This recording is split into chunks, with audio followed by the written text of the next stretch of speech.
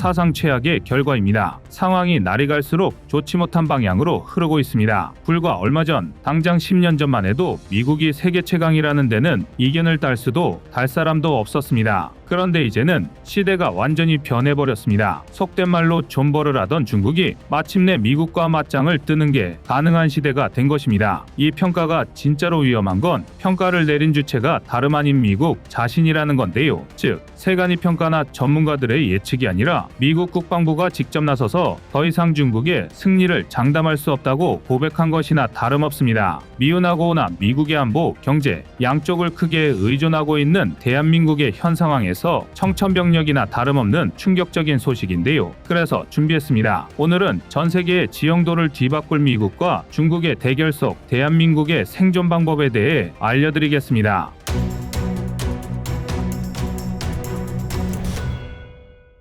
표면적으로 미국과 중국의 격차를 가장 직관적으로 느낄 수 있는 건 바로 체급이었습니다. 역사적으로나 군사규리상으로나 공산권 국가들은 질보다 양을 선택했으나 그런데도 중국은 미국을 물량으로조차 넘을 수 없었습니다. 비유하자면 전성기 시절의 마이크 타이슨과 중학교 복싱부 선수 정도의 대결이었는데요. 불과 10년 전만 해도 지구상 어디에서 전쟁이 터지든 미국과 중국의 대결은 승자가 불보듯 뻔한 일이었습니다. 그런데 그 10년 만에 강산이변에 너무 변해버렸습니다. 미국을 대표하는 싱크탱크 중 하나이자 세계 4위의 공신력을 가진 랜드 연구소는 그간 주기적으로 미국과 중국의 해상 전투를 시뮬레이션 해왔습니다. 애초에 저명한 방위산업체였던 맥도널드 더글러스가 설립한 싱크탱크였던 만큼 군사 분야에서는 따라올 데가 없는 신뢰성을 자랑하기 때문인데요. 특히 랜드 연구소가 주목한 건 미중 전쟁이 발발할 가능성이 가장 높은 대만과 남중국해 일대였습니다. 대만과 난사군도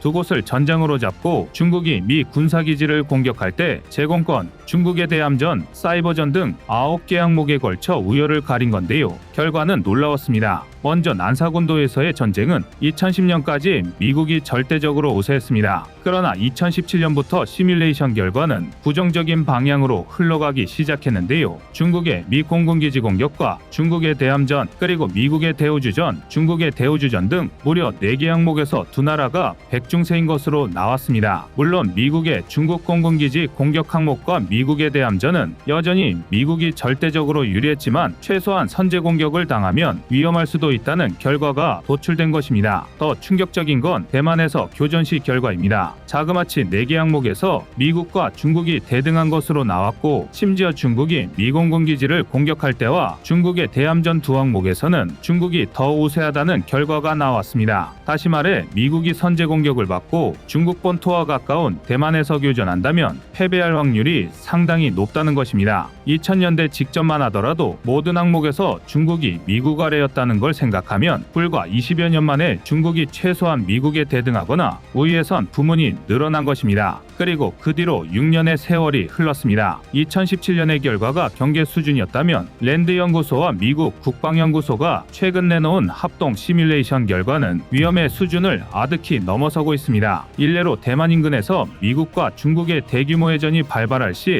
미 해군 함정 상당수가 피격당할 수밖에 없어 제2차 세계대전 이후 최대 규모의 손실이 불가피하다는 결론이 나왔습니다. 미국은 제2차 세계대전 당시 무려 173척에 달하는 전투함정과 잠수함을 잃었는데요. 만약 현재 미 해군 규모로 이 정도의 손실이 발생한다면 더 이상 미국은 태평양 함대를 유지하지 못할 것입니다. 만에 하나 어떤 기가 막힌 묘수를 발견해 전쟁을 승리로 이끈다고 할지라도 누적된 막대한 손실을 복구하지 못하고 국제적인 영향력을 완전히 상실해버릴 텐데요. 게다가 이를 피하기 위해 해안에서 멀리 떨어진 원양에서 해전을 벌일 경우 항공모함의 위력이 절반 이하로 줄어듭니다. 이 경우 대한민국과 대만, 일본에 주둔 중인 미 공군의 지원이 필수적입니다. 정리하자면 이미 양안전쟁의 결과는 미국의 손을 떠난 지 오래입니다. 대려 대한민국과 같은 주변 동맹국에 필사적으로 도움을 요청해야 하는 꼴인데요. 미국을 손절할 수도 없는 노릇인 대한민국의 처지에서 이는 심각한 안보 위협입니다. 가깝게는 미국의 보충기지가 된 대한민국 국토가 적의 타격 범위에 포함되는 것이고, 멀게는 대한민국의 소중한 전력이 남의 나라 싸움에 동원될 확률도 무시할 수 없습니다. 심지어 수많은 군사 분야 전문가, 랜드 연구소를 포함한 저명한 싱크탱크들이 이 문제를 해결할 최선의 해답을 내놓았음에도 미국의 대응은 지지부진하기 짝이 없습니다. 바로 무인함정과 드론 편대인데요. 놀랍게도 이 패착의 원인은 단순한 미국의 오만 때문이었습니다. 아닌 게 아니라 랜드연구소는 중국의 도전을 맞닥뜨린 가장 큰 이유가 미국이 대형 전함위주의 기존 전력에서 벗어나지 못했기 때문이라 분석하고 있습니다. 뉴욕타임스 또한 미 해군은 이미 자신들을 추월한 중국의 뒷공무니를 쫓기 위해 막대한 예산을 들여 대형 함정들을 건조하고 있으나 이는 시대에 뒤떨어진 방식이며 미 국방부가 결국은 이를 감당하지 못하고 파산할 것이라고 매우 강도 높은 비난을 가했는데요. 미 국방부 자체 평가 역시 대형함 위주의 전략에 취약한 것으로 나온 데다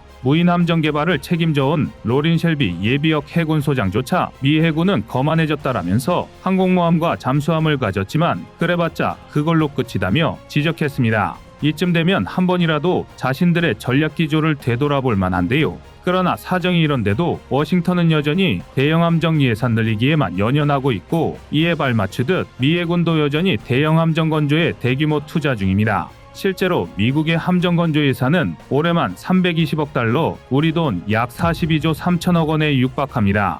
그리고 이 중 대부분을 유도미사일 구축함, 상륙정 등 대형 함정 건조에 쏟아붓고 있는데요. 도대체 왜 미국이 이 모양이 꼴인지 궁금하시겠지만 이유는 생각보다 간단합니다. 미의 국방위원회 위원들 대부분은 지역구에 군 조선소가 위치해 있고 이를 명분으로 각자 수천만 달러의 예산을 끌어옵니다. 일자리 창출 등 군획득 예산의 정치적, 경제적 이해관계가 얽혀있기 때문입니다. 정치가 안보에 개입하는 순간 어떤 일이 벌어지는지 두말할 것도 없는데요. 물론 미국도 무인 함정과 드론 전력을 구축하려는 시도가 없는 것은 아닙니다. 시속 145km에 달하는 초고속 무인 함정이라든가 연료 보급 없이 몇 개월을 버틸 수 있는 함정 등을 시험 가동하고 있는데요. 하지만 이 역시 대형 군함의 열을 올리는 의외의 장벽에 번번이 가로막히고 있습니다. 앞서 언급한 셀린 예비역 소장은 지금은 역사적 전환기다라면서 미국은 세계 최강의 해군력을 가지고 있지만 정작 정치권의 관료주의가 발목을 붙잡고 있다고 덧붙였는데요. 미 해군 정보국의 중국 인민해방군 해군과 미국 해군의 전력 격차에 따르면 미국과 중국의 상대적인 조선 생산력 차이는 이미 절망적인 수준입니다. 중국 전체 조선소의 총생산 능력이 약 2325만 GT에 육박하는 반면 미국은 10만 GT가 채 안 되는데요. 즉 이미 미국과 중국의 조선 생산력 격차가 232배 이상이라는 뜻입니다. 미국이 제2차 세계대전급의 완전전시 체제로 전환하지 않는 한 이 격차를 따라잡기란 불가능하다고 단언할 수 있습니다. 실제로 중국 해군은 이미 지난 2015년부터 294척의 함정을 보유하며 289척의 함정을 보유한 미군을 앞서기 시작했습니다. 그리고 지난 2022년에는 351척으로 보유한 함정의 물량이 폭발적으로 늘어났는데요. 반면 미국은 224척으로 대략 7년 전보다 보유한 함정의 숫자가 줄어들었습니다. 카를로스 델 토로 미 해군 장관 또한 의회 청문회에서 중국 한 개 조선소가 미국 전체 조선소보다 배를 더 많이 만들어내고 있다. 그런데 중국에는 이런 조선소가 13개나 있다고 털어놓았습니다. 한때 민주주의의 무기고를 자처했던 미국 조선 산업은 이제 그야말로 초라한 수준인데요. 미국 전체에는 300여 개의 조선소가 있지만 이 중 실제 건조 능력을 갖춘 경우는 3분의 1에 불과합니다. 나머지는 수리와 보수 작업만 간신히 수행하는 실정이죠. 그런데 심지어 이마저도 형편없기는 매한가지입니다. 일례로 로스앤젤레스급 핵추진 공격 잠수함인 USS 보이시는 2017년 정비를 시작했지만 무려 6년이 지난 지금까지도 드라이독에 처박혀 있습니다. 전문가들은 미 해군의 MRO 수준을 고려했을 때 2024년은 되어야 보이시함이 현역으로 복귀할 수 있으리라 추정하고 있는데요. 현재 미 해군의 정비 완수율은 고작 36%에 불과합니다. 핵추진 공격 잠수함을 무려 50척이나 보유했지만 이 중 18척이 유지보수 중입니다. 상황이 정말 심각한데요. 반면 최근 중국은 새로운 항모전단과 003형 푸제남의 실전 테스트 준비 사진을 떡하니 공개했습니다. 중국은 2025년 푸제남을 실전 배치하고 2030년까지 최소 4개 항모전단을 꾸릴 계획인데요. 2035년엔 항모가 6척이 되는데 그중 최소 2척은 핵추진 항모입니다. 대만의 옆 1000km 이내에서 미 해군의 영향력을 완전히 차단하는 게 중국의 목표인데요. 지금 상황으로는 거창한 것도 없는 계획으로 보입니다. 이는 대한민국이 절대 간과할 만한 사안이 아닙니다. 남중국해 다음은 서해입니다. 더군다나 미국이 태평양에서의 영향력을 잃어버린다면 그 시기는 동시라고 불러도 좋을 만큼 짧을 것입니다. 이제는 우리가 대한민국의 영해를 이용하는데 중국의 허락을 받아야 할 수도 있다는 겁니다. 상상만 해도 복장 터지는 일인데요. 미국이 K군함에 눈독을 들이는 이유도 바로 이 때문입니다. 1987년 첫 수출을 시작한 대한민국의 함정은 지난 36년간 11개국에 총 24척이 뻗어나갔습니다. 함정 시장의 특수성을 생각하면 절대 적은 물량이 아닙니다. 게다가 대한민국 에이지스함은 이미 세계 최고 수준의 성능으로 평가받는데요. 또한 대한민국 무기체계 특유의 압도적인 가성비로 시장 경쟁력을 확보해 나가고 있습니다. 그리고 무엇보다 선박 생산 능력도 국내에서 가장 유명한 조선사 단 한 곳에서만 무려 1600만 GT의 생산 능력을 보유하고 있습니다. 괜히 대한민국이 전 세계 조선 분야에서 독보적 1위인 게 아닌데요. 그러나 안심해서는 안 됩니다. 막대한 예산을 투자해서 대형 함정을 뚝딱 만들 수 있으면 좋겠지만 지금 대한민국의 조선업계도 인력 부족에 허덕이고 있는 건 마찬가지입니다. 그 이유에 여러 가지가 있을 테지만 중요한 건 결과입니다. 대한민국이 방산시장과 안보양 쪽에서 윈윈하려면 지금부터 AI 기반 무인 함정을 건조해야 합니다. 이미 미국이라는 오답노트에 대형 함정에 대한 집착이 얼마나 무의미한지 적나라하게 쓰여 있는데요.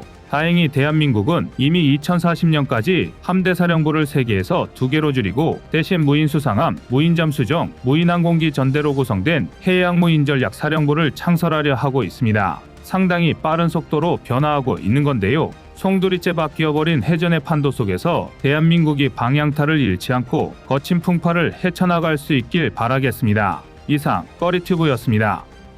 안녕하세요, 꺼리튜브입니다. 그동안 보내주신 사랑과 응원으로 1편 출간에 이어 이번에 꺼리튜브의 새로운 신작 세상에 밝혀지지 않은 현대무기 비하를 출간했습니다. 내용이 어려워 쉽게 다가서지 못했던 군사무기 이야기를 남녀노소 누구나 편하게 이해할 수 있도록 모아봤는데요. 그 누구도 알 수 없던 현대무기 비하의 숨겨진 이야기를 이제 온라인 서점이나 가까운 서점에서 만나볼 수 있습니다. 또 전문적인 군사무기 이야기를 알고 싶다면 꺼리튜브 1편인 대한민국 육해공 군사무기도 준비되어 있습니다.